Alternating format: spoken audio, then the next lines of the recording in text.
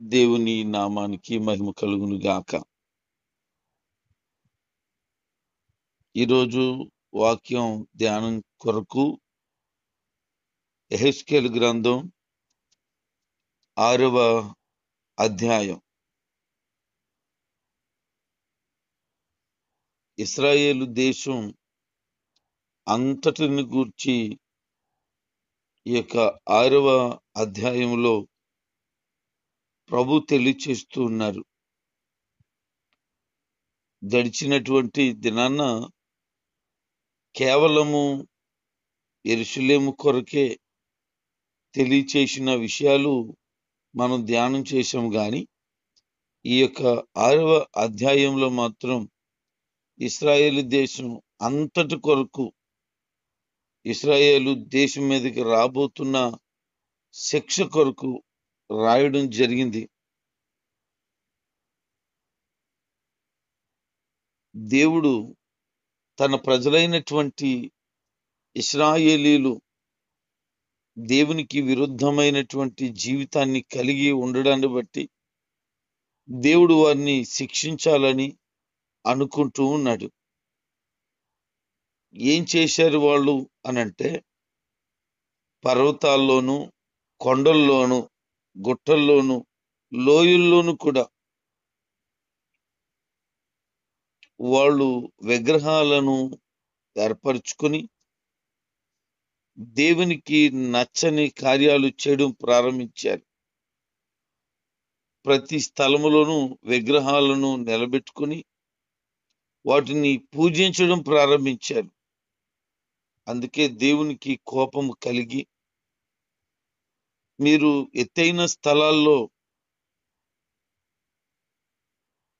పూజలు చేస్తూ సత్యమైన దేవుణ్ణి మరిచి విడిచి బ్రతుకుతున్నారు గనక మీకు ఖచ్చితంగా శిక్ష కలుగుతుంది. మీరు కట్టారే ఆ బలిపీఠాలు, అవి పాడైపోతాయి. ధూపం వేయడానికి వేదికలను సిద్ధం చేశారే, వాటిని చిన్నభిన్నం చేస్తాను. మీకు విగ్రహాలు మీద మక్కువ ఉందే, వాటిని నేను హతమార్చబోతున్నాను అంటూ దేవుడే స్వయంగా ఈ విషయాలను ప్రస్తావన తెస్తూ ఉన్నాడు. దేవుడు పూనుకొని విగ్రహ పూజలు అంతమయ్యేలా చేస్తానని, నేను వాటిని లేకుండా చేస్తానని, నా చేయి వాటి మీదకు విడుదల చేస్తున్నానని ఆయన మాట్లాడుతున్నాడు. దేవుడు క్రూరుడుగాను, హృదయం లేనివాడుగాను ఎంతమాత్రం ఉద్దేశం కాదు. ఆయన ప్రేమ కనికరము కలిగిన గొప్ప దేవుడు. దోషులను శిక్షించకుండా వదిలే దేవుడు కాదు. గొప్ప వినాశనం, ఇక్కట్లు కలుగుతాయి అని ఎందుకు చెప్తున్నాడు? ఆయన ప్రజలైన వారు ఆయన్ని విడిచి మరిచి తిరిగినప్పుడు, ఆయనకి నచ్చని బ్రతుకును వారిలో చూచినప్పుడు ఆయనకు అనిపించింది, ఈ ప్రజలను నేను ఒక మార్పులోనికి తీసుకురావాలంటే ఖచ్చితంగా శిక్షించాలి అని, వారికి గుణపాఠాలు నేర్పించాలి. దేవుని యొక్క గొప్పతనం ఏంటో వారు తెలుసుకోవాలి అని ఉద్దేశాన్ని అక్కడ వెల్లడి చేయడం జరిగింది. ఆయన ప్రజలైనటువంటి ఇశ్రాయేలు గురించి చెప్తున్నాడు. ఆయనను వెంబడించిన వారి గురించి చెప్తున్నాడు. ఆయన ఐగుప్తి బానిసత్వంలో నుంచి బయటకు తీసుకొచ్చి కనానును అనుగ్రహించిన ఆ ప్రజల గురించి మాట్లాడుతున్నాడు. వారి కొరకు ఎన్నో కార్యాలు చేస్తే చివరికి ఆ కార్యాలన్నీ చూసి వారికి ఇష్టమైనట్లుగా త్రోవ తప్పిపోయి బ్రతకడం ప్రారంభించారు. వాళ్ళ కొరకు చెప్తున్నాడు, పోషిస్తున్న తండ్రికి పిల్లల మీద హక్కు ఉంది, దానికంటే సృష్టించిన దేవునికి మరింత హక్కు ఉంది. ఇది మరిచి విడిచి తిరిగారు వాళ్ళు. వాళ్ళ దైవ మార్గాన్ని పూర్తిగా దూరం చేసేసుకున్నారు. అందుకనే వారికి ఏ విధంగానైనా గుణపాఠం చెప్పాలని దేవుడు ఆలోచన కలిగి ఉన్నాడు. యెషయా ద్వారా తరచూ దేవుడు ప్రజల్లో మిగిలిన వారి గురించి చెప్తూ ఉన్నాడు. యెషయా గ్రంథం 1వ అధ్యాయం 9వ వచనం, 10వ అధ్యాయం 20వ వచనం నుంచి చదివితే అక్కడ, ఇంకా 11, 16వ వచనంలో, 37 అధ్యాయము 31, 32 వచనాలు, 46వ అధ్యాయం 3వ వచనంలో ఈ విధంగా యూదా వారి మీదకు దేవుడు విపత్తి రప్పించబోతున్నాడు అని, దేవుని యొక్క ఉద్దేశాల్లో నెరవేర్చబడే సమయం ఆసన్నమైంది. బందీలుగా వెళ్ళిపోయినటువంటి వారందరూ కూడా దేవుణ్ణి గుర్తు చేసుకుంటారు అని చెప్తున్నాడు. అంటే వారిని ఎందుకు బందీలుగా, శిక్షకు కారకులుగా దేవుడు చేస్తున్నాడనంటే దేవుని వైపు వారు తిరగాలి అని ఆయన ఉద్దేశం. వారు విగ్రహాల వలన ఆత్మ సంబంధమైన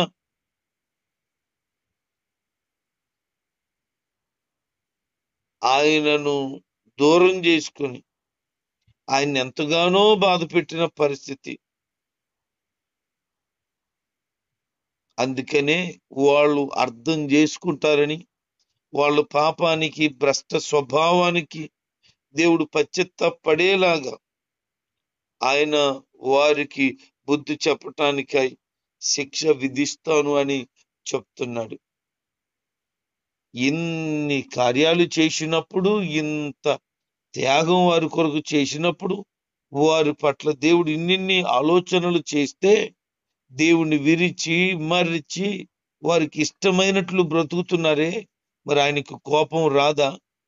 వారి కొరకు ఎన్నో కార్యాలు చేసి, పగలు మేఘస్తంభమై రాత్రి అగ్ని స్తంభమై ఉండి వారు శత్రువులను జయించే విధంగా వారికి సహాయం చేస్తూ, ఏ రోజు నా వల్ల బాధపడకూడదు నా బిడ్డలని నిత్యము క్షేమమును అనుగ్రహిస్తూ నడిపిస్తూ వచ్చాడే దేవుడు.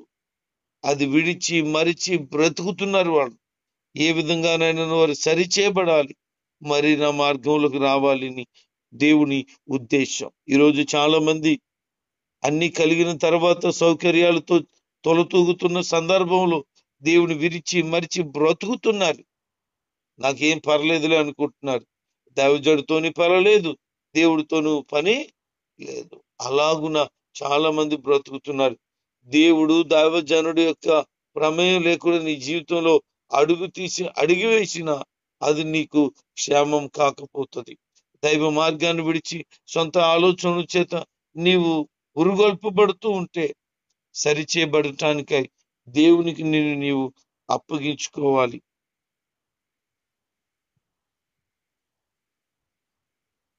ఈ యొక్క ప్రజలు దేవుని తెలుసుకుంటారని, ఈ కీడు వారు కలిగిన తర్వాత సత్యాన్ని గ్రహిస్తారని, వారు నీచమైన ప్రవక్తలను మార్చుకుంటారని, వారు కలిగిన కరువులో, వారు కలిగిన రోగంలో, వారు కలిగినటువంటి శత్రువు యొక్క ప్రమాదకరమైన పరిస్థితిలో దేవుని వైపు చూస్తారని దేవుడు ఆలోచన కలిగి ఉన్నాడు. ఒకవేళ ఎవరైతే దేవునికి దూరంగా ఉన్నారో వారు రోగం వలన నశించిపోతారేమో, దగ్గరగా ఉన్నవారు కత్తిపాలవుతారేమో, మిగిలిన వారు ముట్టడికి గురవుతారని, మరికొంతమంది కరువుకి చస్తారేమో. కాబట్టి ఈ విధంగా వారి మీదకున్న కోపం వస్తుంది అని ప్రభు తెలియచేస్తున్నాడు. ఏది ఏమైనా వారు దేవుని వైపు తిరిగి దైవ మర్యాద, దైవ క్రమాన్ని అవలంబించాలనేది దేవుని ఉద్దేశం. వారు ఏం చేస్తున్నారు? విగ్రహారాధన చేస్తున్నారు, బలిపీఠాలు కడుతున్నారు. సూర్యదేవతకు వాళ్ళు స్తంభాలు కట్టుకొని ఆయన్ను ఆరాధన చేస్తున్నారు. ఉన్నత స్థలాలను ఏమాత్రం విడిచిపెట్టడం లేదు. వారికి ఇష్టం వచ్చినట్లు వారు బ్రతకడం ప్రారంభించారు. వాళ్ళు నశించిపోయినా పర్వాలేదు కానీ వారు మాత్రం దేవుని విడిచే బ్రతుకుతామని మాట్లాడుతున్నారు. ఏకైక నిజ దేవునికి ఆరాధన చేయవలసిన వారై ఉండి విగ్రహారాధనలోనికి వెళ్ళిపోయి దేవుని యొక్క కోపానికి గురైన సందర్భము అనేక సార్లు మనం చూస్తాం. అందుకని దేవునికి దూరమై బ్రతకకూడదు అని దేవుడు కోరుకుంటున్నాడు. ఆయన ఎప్పుడు కూడా మన చేయి పట్టి నడిపించేవాడే, మనకు క్షేమమును అనుగ్రహించేవాడే, మనకు భద్రతను అనుగ్రహించేవాడే. కానీ దేవునికి కోపము రేపే పరిస్థితులు ప్రజలు కలిగి ఉంటున్నారు. భర్తకు పుట్టు రోషం మహారౌద్రం గలది. అది ప్రతీకారం చేయు దినమందు ఎవరు తప్పించుకోగలరు అని దేవుని వాక్యం సెలవిస్తా ఉంది. ఒక భర్తకి పుట్టే కోపం రోషం మహారౌద్రం గలదైతే యజమానుడు తండ్రి సృష్టికర్త అయినటువంటి దేవునికి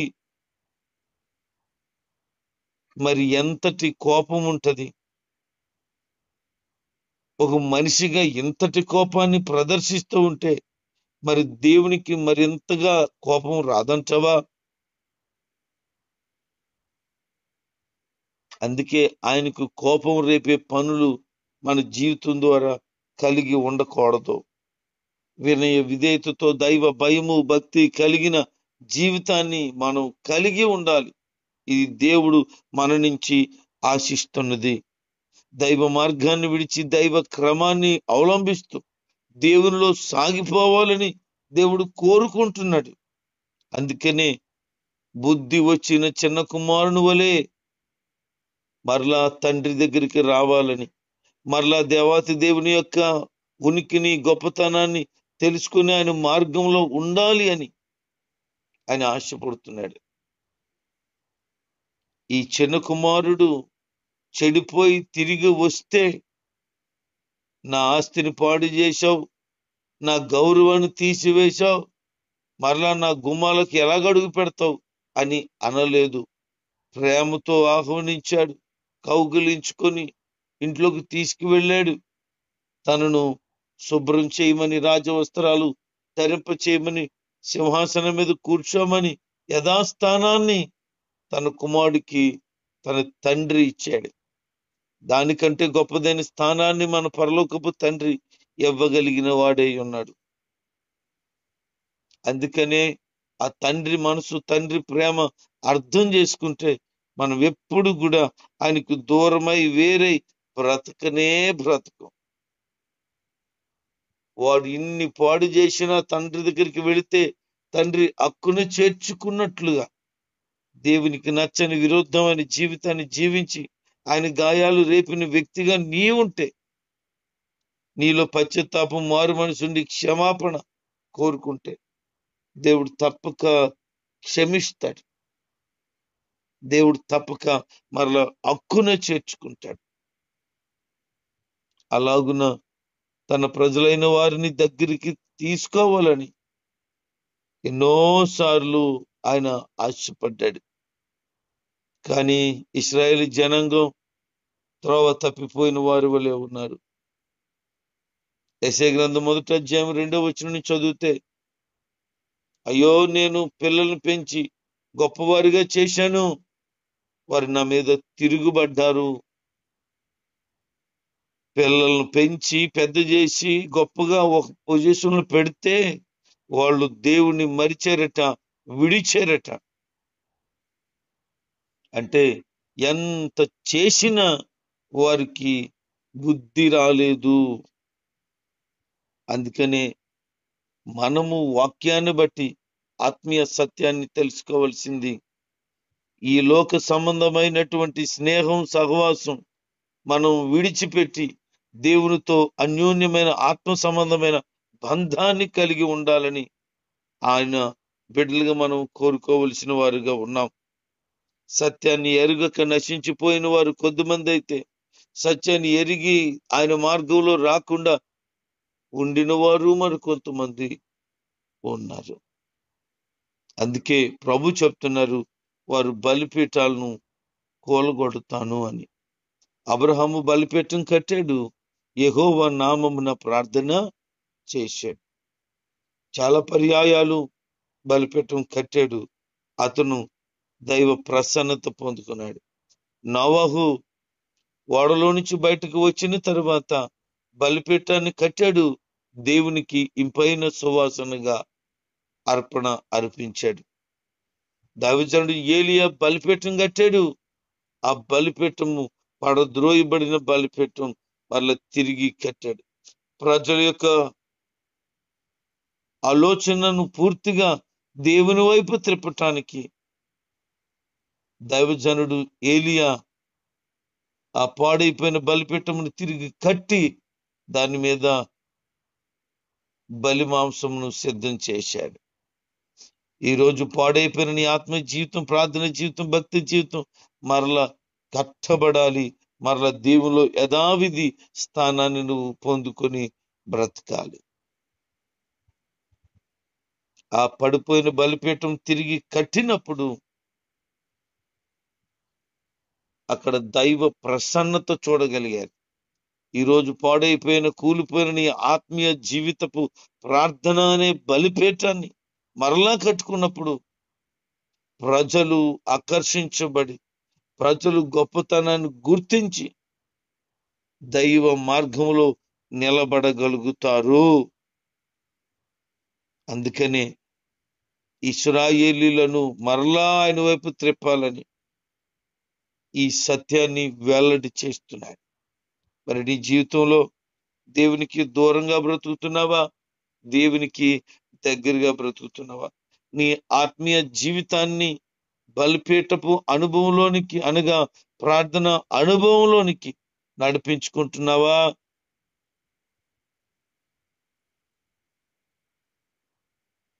లేదా తాత్కాలికమైన జీవితాన్ని కలిగి ఉన్నావా?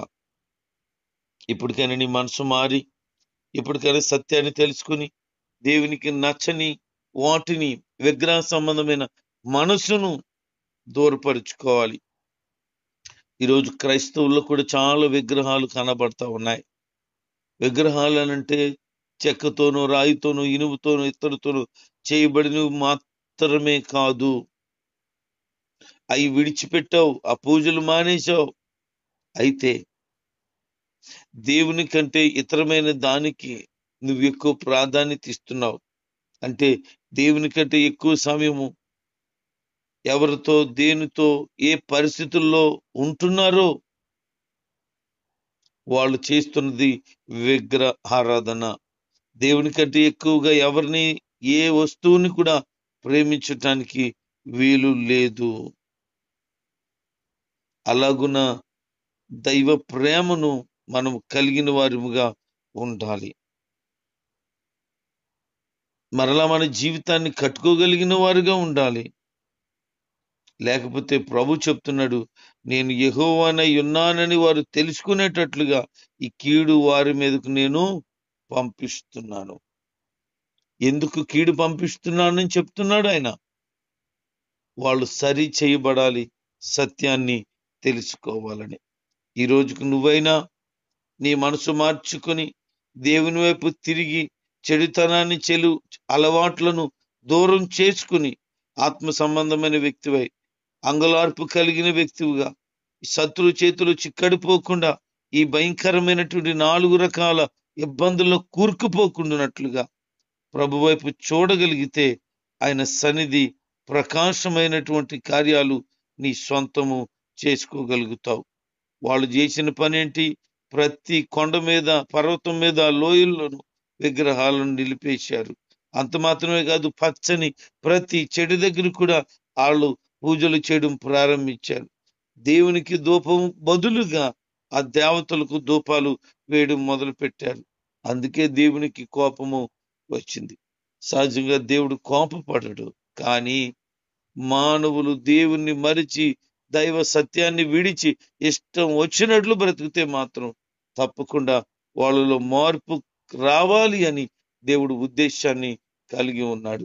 కనుక ఈ రోజు నువ్వు అనుభవిస్తున్న వేదన కానీ, బాధ కానీ, దుఃఖం కానీ, సమస్యలు కానీ, ఒకవేళ నువ్వు చేసిన అపరాధం నిమిత్తం అయితే ఈరోజు ప్రభు దగ్గర క్షమాపణ కోరుకో, దైవ మార్గంలో నడువు, ఆయన చెయ్యి నీకు అందిస్తాడు, క్షేమము కలిగి ఉంటావు. దేవుడి మాటలు మన ఇంట్లో దీవించును గాక. ఆమేన్.